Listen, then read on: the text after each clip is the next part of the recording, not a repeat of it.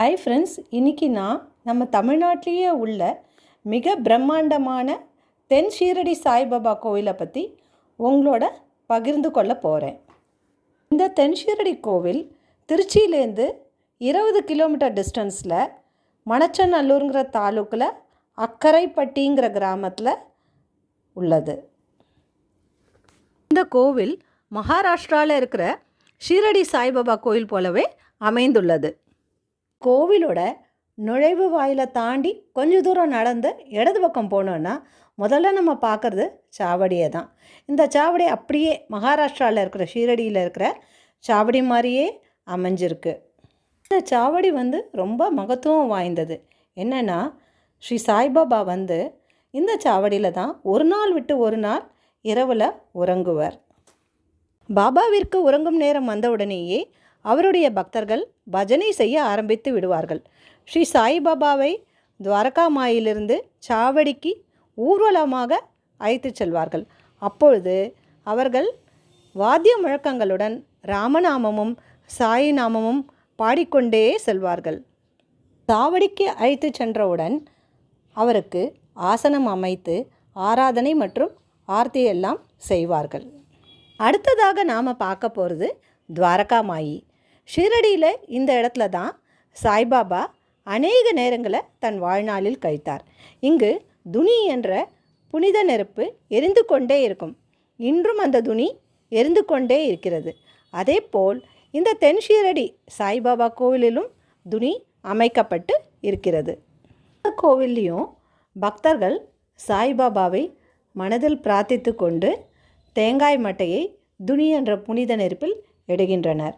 துனியிலிருந்து வந்த புனித சாம்பல் உதியாக, அதாவது விபூதியாக பக்தர்களுக்கு அளிக்கப்படுகிறது. இந்த உதியை சாய் பக்தர்கள் ஒரு நோய் தீர்க்கும் மருந்தாகவே கருதுகின்றனர். இரண்டு பார்த்த பிறகு நேரே சமாதி மந்திருக்கு செல்லலாம். இங்கு பாபாவின் பளிங்கு சிலை அமைந்துள்ளது. இந்த இடம் ரொம்பவே ரம்யமாக அமைதியாக இருக்குது.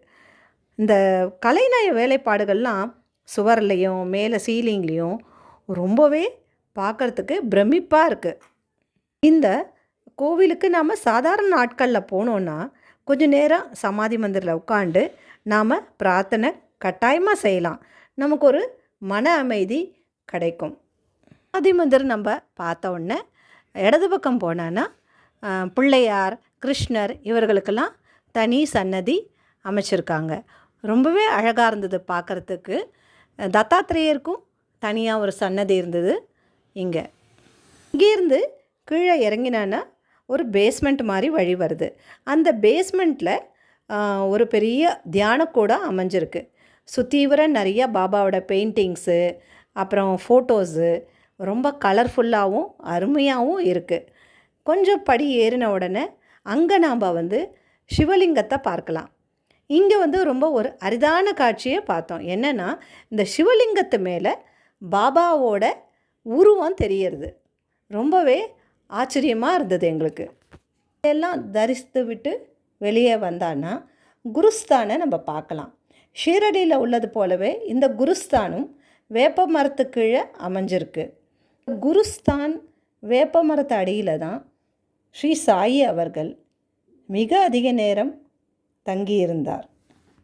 ஷீரடி சாய்பாபா ஒரு சர்வ வியாபி, அதாவது அவர் எங்கும் நிறைந்தவர்.